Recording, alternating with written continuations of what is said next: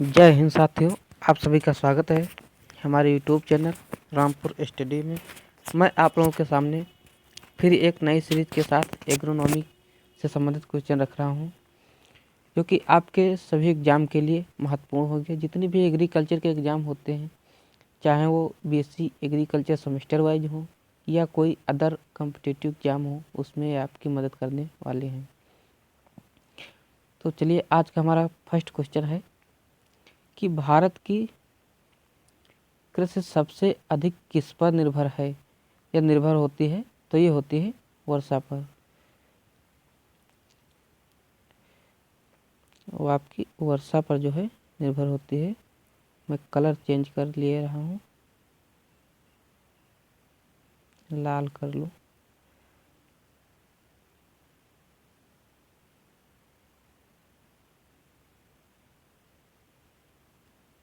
तो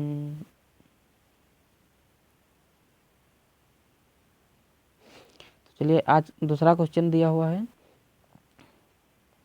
कि जो फसल अक्टूबर में बोई जाती है और अप्रैल में काट ली जाती है, वो क्या कहलाती है?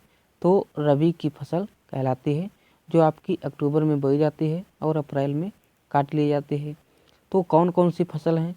तो एक तो आपकी होती है मुख्य रूप से गेहूँ।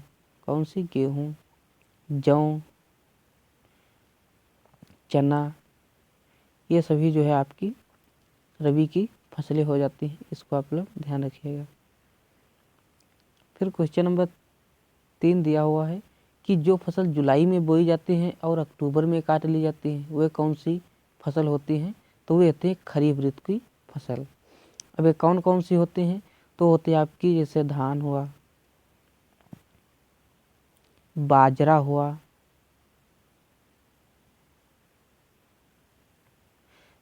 बाजरा हुआ, और आपकी इसमें मक्का भी आ जाती है। हालांकि ये 12 मास बोने वाली है फसल, लेकिन ये भी आपकी खरीफ में बोई जाती है, तो इसको आप लोग ध्यान रखिएगा। फिर क्वेश्चन नंबर अगला दिया हुआ है कि जो फसल रबी और खरीफ की फसल के बीच तैयार होती है, वह कौन सी होती है? तो होती है आपकी जायद की फसल। अब जायद की फसल कौन कौन सी होती हैं? तो होती है आपकी तरबूज, खरबूज, यानी जो भी आपकी कुकुरबिटेसी फसलें होती हैं, ये जो है आपकी रबी में बोई जाती हैं, और खरीफ में काट ली जाती हैं। तो ये आपकी जायद की फसलें कही जाती हैं। इसको आप लोग ध्यान रखिएगा। फिर क्वेश्चन नंबर अगला दिया हुआ है कि खरीफ की फसल कौन कौन सी होती हैं? तो ये हो गई आपकी ज्वार। अभी मैंने आपको बताया था, ज्वार हो गया, बाजरा हो गया, मक्का हो गया। अब धान को यहाँ पर चावल लिख दिया, तो ये भी होगा तिल इत्यादि, जो है सभी आपकी खरीफ की फसलें हैं।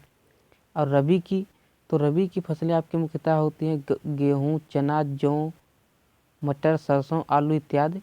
ये सभी अभी पीछे जो है डिस्कशन कर चुके हैं। फिर जायद की, तो जायद की तरबूजा, ककड़ी, खीरा, एक कुकुरबिटेसी फसलें आपकी होती हैं। ये कौन से कुल के होते हैं? कुकुरबिटेसी कुल की जो है ये आपकी फसल होती है। इसको आप लोग ध्यान रखिएगा। फिर क्वेश्चन नंबर दिया हुआ है कि नकदी किस फसल की फसल कौन कौन सी है? तो है आपकी चावल। चावल के अलावा और कौन सी आपकी नकदी फसल है? तो हो गई गन्ना। ये सब जो है नकदी फसल के अंतर्गत आते हैं। इसको आप लोग ध्यान रखिएगा।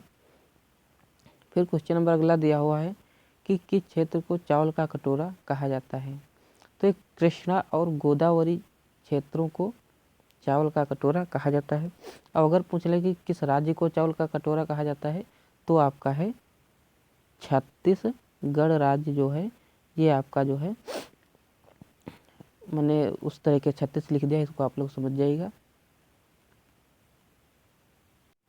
छत्तीसगढ़ राज्य को जो है चावल का कटोरा कहा जाता है। इसको आप लोग ध्यान रखिएगा। फिर क्वेश्चन नंबर अगला दिया हुआ है कि भारत का सबसे अधिक खाद्यान्न उत्पन्न करने वाला राज्य कौन सा है? तो है आपका यूपी। यूपी में जो है आपका सर्वाधिक खाद्यान्न उत्पन्न यानी पैदा करने वाला राज्य है। और यूपी में सर्वाधिक जो है खाद्यान्न फसल में आपका गेहूँ उत्पन्न होता है, इसको आप लोग ध्यान रखिएगा।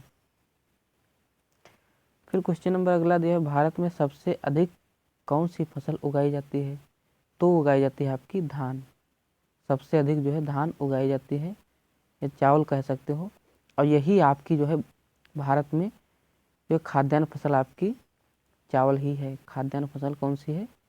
तो मुख्यतः चावल है। और अगर पूछा जाए कि यूपी में कौन सी खाद्यान्न फसल है, तो यूपी में जो है वो आपकी गेहूँ खाद्यान्न फसल है, इसको आप लोग ध्यान रखिएगा।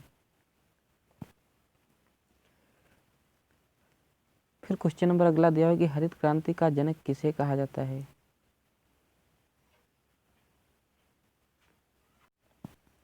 हरित क्रांति का जनक किसे कहा जाता है? तो वो कहा जाता है आपका एम एस स्वामीनाथन। ये क्वेश्चन जो है थोड़ा इधर उधर हो गया है।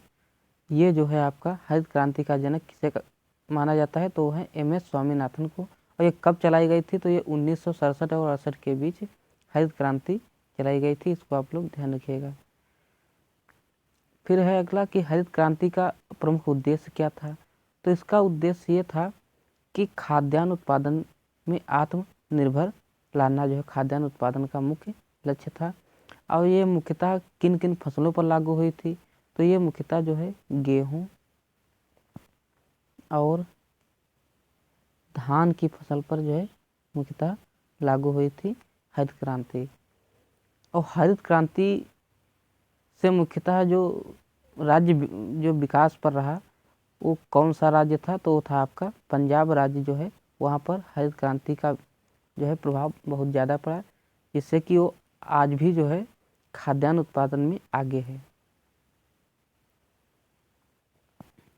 ये क्वेश्चन आपका हो गया कि हरित क्रांति किस फसल पर हुई? तो गेहूं और चावल पर बहुत उपयोगी रही हरित क्रांति। फिर अगला क्वेश्चन है कि किस राज्य को भारत का धान्य भंडार कहा जाता है? तो ये वही क्वेश्चन आ गया। तो ये है आपका पंजाब। पंजाब राज्य जो है आपका धान उत्पादन में आगे है। लेकिन अगर पूछा है कि चावल का कटोरा किसे कहा जाता है, तो छत्तीसगढ़ को कहा जाता है, इसको आप लोग ध्यान रखिएगा। फिर अगला दिया है कि सब्जी उत्पादन में भारत का कौन सा स्थान है? तो सब्जी उत्पादन में भारत का दूसरा स्थान या सेकेंड स्थान है। और अगर पूछ लीजिए कि भारत में खाद्यान्न उत्पादन में जैसे गेहूं है, तो ये कौन से स्थान पर है? तो गेहूं भी आपका सेकेंड स्थान पर है। यहाँ पर मिस्टेक हो गई विश्व में, ऐसे क्वेश्चन जो है अच्छा रहता है। विश्व में सब्जी उत्पादन में भारत का कौन सा स्थान है? द्वितीय। और विश्व में अगर गेहूं उत्पादन का पूछा जाए तो वो भी आपका सेकेंड स्थान ही है। फिर क्वेश्चन नंबर अगला दिया है कि फल उत्पादन में भारत का कौन सा स्थान है? तो यहाँ पर होना चाहिए विश्व में फल उत्पादन में भारत का कौन सा स्थान है? तो ये भी आपका दूसरा स्थान है, जिसे हम सेकेंड स्थान भी कहते हैं।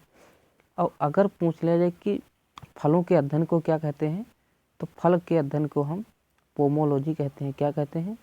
पोमोलॉजी जो इसको कहा जाता है, इसको आप लोग ध्यान रखिएगा।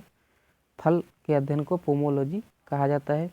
और आपका अगर भारत में देखा जाए तो जो उत्तर प्रदेश है, उत्तर प्रदेश फल उत्पादन में आपका फर्स्ट स्थान पर है, इसको आप लोग ध्यान रखिएगा।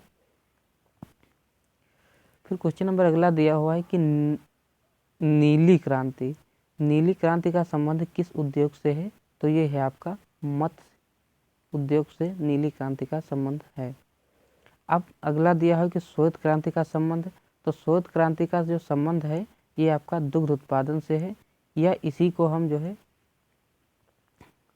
मिल्क प्रोडक्शन भी कह सकते हैं। मिल्क प्रोडक्शन इसको कह सकते हैं, इसको आप लोग ध्यान रखिएगा। फिर क्वेश्चन नंबर अगला दिया हो सुनहरी क्रांति किस फसल से संबंधित रखती है? तो ये आपका बागवानी व शहद उत्पादन से संबंधित रखती है सुनहरी क्रांति। अब सुनहरी क्रांति बागवानी और शहद उत्पादन से संबंधित रहती है। अब अगर पूछे कि बागवानी के अध्ययन को क्या कहते हैं? तो इसके अध्ययन को जो है हम हॉर्टिकल्चर कहते हैं। क्या कहते हैं? हॉर्टिकल्चर जो है इसको कहते हैं, इसको आप लोग ध्यान रखिएगा। फिर क्वेश्चन नंबर अगला दिया है कि गोल क्रांति किस लिए चलाई गई? तो ये आलू उत्पादन के लिए चलाई गई। गोल क्रांति। फिर अगला दिया है कि कौन सी क्रांति से संबंधित नहीं है, तो जो आपकी कृष्ण क्रांति है, कृष्णा क्रांति, ये आपकी संबंधित नहीं है। फिर क्वेश्चन नंबर अगला दिया हुआ है गुलाबी क्रांति किससे संबंधित है। गुलाबी क्रांति जो है आपकी, तो ये आपकी जो है झींगा उत्पादन, जिसे हम झींगा उत्पादन से संबंधित है, इसको आप लोग ध्यान रखिएगा। फिर क्वेश्चन नंबर अगला दिया है कि भारत में कुल कार्यशील जनसंख्या का कितने % भाग कृषि पर लगा हुआ है, तो ये आपका 64.5% जो है कृषि पर लगा हुआ है, ये आपका आप लोग ध्यान रखिएगा। फिर क्वेश्चन नंबर अगला दिया है कि नीलगिरी की पहाड़ी क्षेत्रों में कौन सी फसल उगाई जाती है, तो ये आपकी कॉफ़ी उगाई जाती है, इसको आप लोग ध्यान रखिएगा। फिर क्वेश्चन नंबर अगला दिया है कि राष्ट्रीय रसदार फल अनुसंधान केंद्र ये आपका कहाँ स्थित है, तो ये स्थित है नागपुर, और नागपुर कहाँ पड़ता है, महाराष्ट्र में जो है आपका पड़ता है, इसको आप लोग ध्यान रखिएगा।